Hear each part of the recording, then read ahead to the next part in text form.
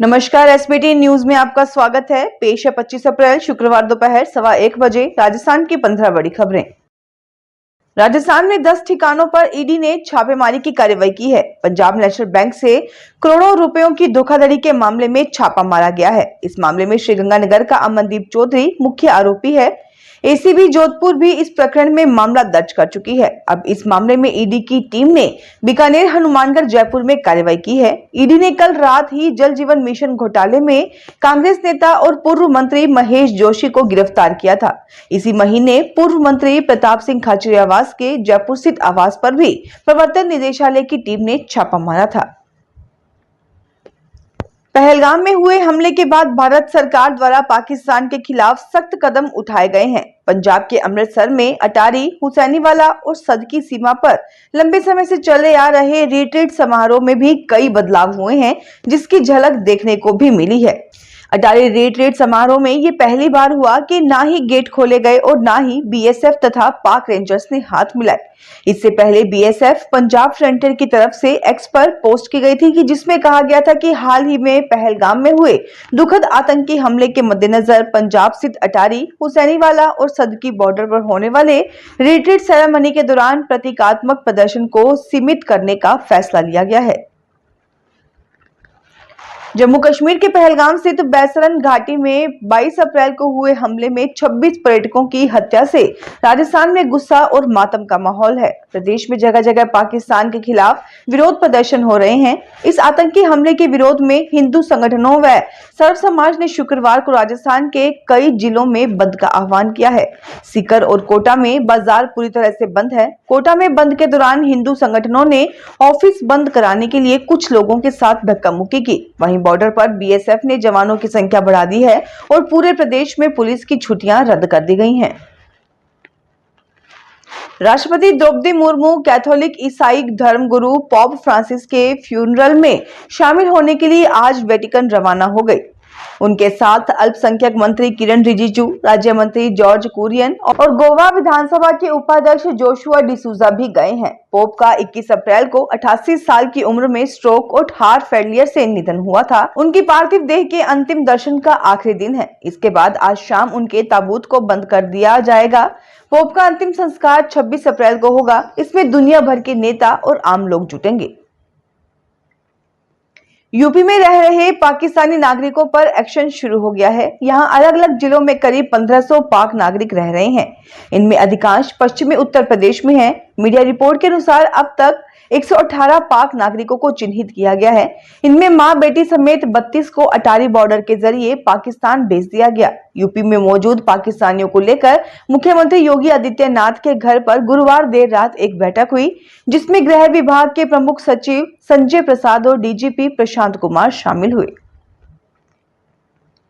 माता वैष्णो देवी के दर्शन के लिए जाने वाले रास्ते पर 2 लोग बिना परमिशन पानी सेवा चलाते हुए पकड़े गए। ये लोग नकली दस्तावेज दिखाकर श्रद्धालुओं को गुमराह कर रहे थे। पुलिस ने दोनों के खिलाफ मामला दर्ज कर लिया है। पहला मामला श्री गीता माता मंदिर के सामने आया है। यहाँ एक व्यक्ति ने खुद को पूरण सिंह बताया, लेकिन जब पुलिस ने जांच की तो पता चला कि उसका असली नाम मनीर हुसैन है। वह किसी और का पहचान पत्र लेकर आया था। दूसरा मामला बाणगंगा पुल के पास हुआ। यहाँ साहिल खान नाम का एक युवक बिना किसी लाइसेंस के पानी सेवा चला रहा था।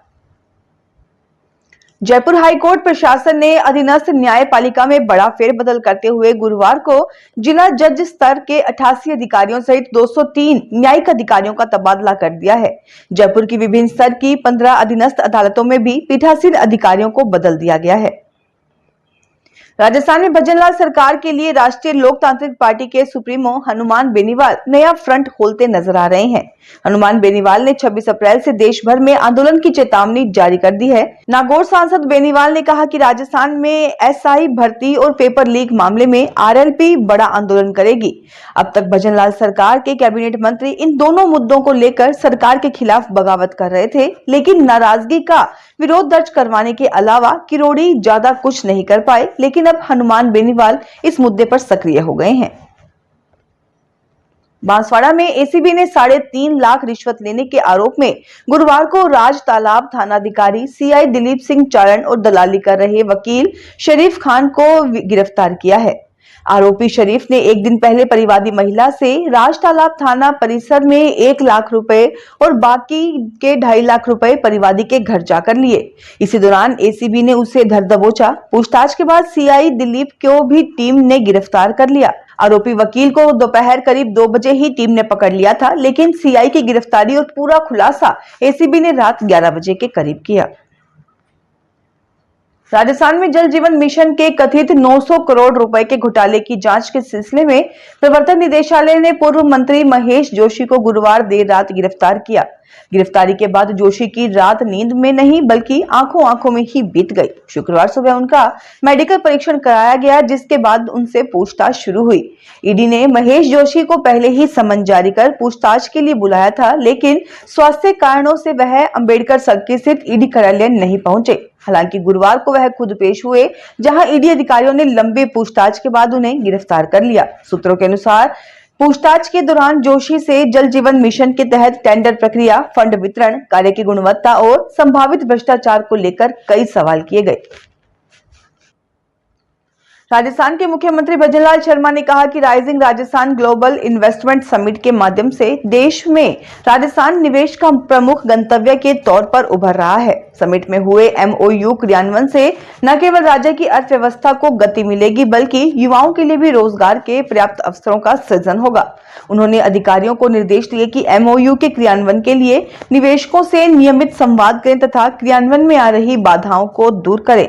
शर्मा ने राइजिंग राजस्थान एमओयू क्रियान्वयन की समीक्षा करते हुए कहा कि राज्य सरकार निवेशकों को अनुकूल वातावरण प्रदान करने के लिए प्रतिबद्ध है। समिट के तहत हुए एमओयू को गति देने के लिए सभी विभाग आपस में समन्वय स्थापित कर काम करें। राजस्थान वासियों के लिए बिजली व्यवस्था को और अधिक पारदर्शी, सुलभ और स्मार्ट बनाने की दिशा में सरकार ने एक बड़ा कदम उठाया है।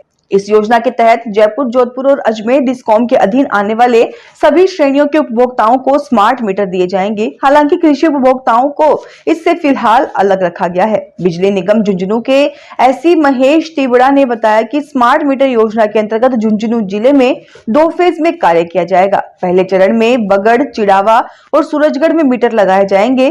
उनका मानना है कि स्मार्ट मीटर लगने से बिजली की बचत सुनिश्चित होगी, जिससे सप्लाई बेहतर होगी और उपभोक्ताओं को लाभ मिलेगा। Delhi Mumbai super express way पर शुक्रवार सुबह एक दर्दनाक हादसा हो गया। राजगढ़ महुआ कट के पास करीब 9 बजे एक ट्रेलर हाईवे से नीचे गिर गया। हादसे में ट्रक में लिफ्ट कर जा रहे बुजुर्ग दंपति गंभीर रूप से घायल हो गए। जानकारी के अनुसार हरियाणा के पिनहवा गांव निवासी सम्मुन अपनी पत्नी संजय के साथ जयपुर में लीवर का इलाज कराने के लिए जा रहे थे। रास्ते में उन्होंने एक ट्रक से लिफ्ट ली थी।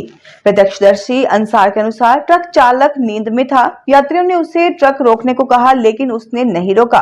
कुछ देर बाद ट्रक अनियंत्रित होकर हाईवे से नीचे गिर गया। बाद में पता चला कि ट्रक का टायर फटने के कारण हादसा हुआ था। हादसे में गंभीर रूप से घायल बुजुर्ग दंपति को अलवर जिला अस्पताल में भर्ती करवाया गया, जहां उनका इलाज जारी है। दुर्घटना के बाद ट्रक चालक मौके से फरार हो गया। पुलिस मामले की जांच कर रही है और फरार चालक की तलाश जारी है। राजस्थान में अंडर 20 बालक फुटबॉल टीम राष्ट्रीय प्रतियोगिता में भाग लेने के लिए जयपुर से नारायणपुर, छत्तीसगढ़ के लिए रवाना हुई। टीम का पहला मुकाबला 27 अप्रैल को बिहार से होगा। ये प्रतियोगिता 27 अप्रैल से 3 मई तक नारायणपुर में आयोजित की जा रही है। राजस्थान टीम 29 अप्रैल को मेघालय, 1 मई को केरल और 3 मई को जम्मू कश्मीर के खिलाफ अपना मैच खेलेगी। टीम की नई जर्सी का अनावरण किया गया। इसमें सांगानेर के पूर्व विधायक अशोक लाहोटी, RUFC के चेयरमैन कृष्ण कुमार टाक, मिश्री लाल मेमोरियल इंस्टीट्यूट के चेयरमैन अविनाश दुबे, प्रचार ग्रुप के चेयरमैन जितेंद्र सिंह शेखावत और राजस्थान फुटबॉल संघ के सचिव दिलीप सिंह शेखावत भी मौजूद रहे। बाड़मेर शहर की सरकारी हायर सेकेंडरी स्कूल रामूबाई में स्टेट ओपन की 12वीं की परीक्षा में मामी की जगह भांजी परीक्षा देते सेंटर वीक्षक ने पकड़ लिया। सेंटर सुपरिटेंडेंट ने कोतवाली पुलिस को सूचना दी। पुलिस रिपोर्ट पर मामला दर्ज कर जांच पड़ताल शुरू कर दी गई है। राजस्थान स्टेट ओपन परीक्षा में 12वीं समाज शास्त्र बाड़मेर शहर के राजकीय रामूबाई गणेशमल गौलेच्छा उच्च माध्यमिक स्कूल में एक युवती ने 2 पेपर पहले दे दिए थे। तीसरे पेपर में युवती की उम्र को लेकर वीक्षक को आशंका हुई। परीक्षा दे रही युवती कम उम्र की लग रही थी। पुलिस ने देवपुत्री रूपाराम निवासी रतासर को डिटेन किया है। फिलहाल इस बुलेटिन में इतना ही, फिर हाजिर होंगे और बड़ी खबरों के साथ।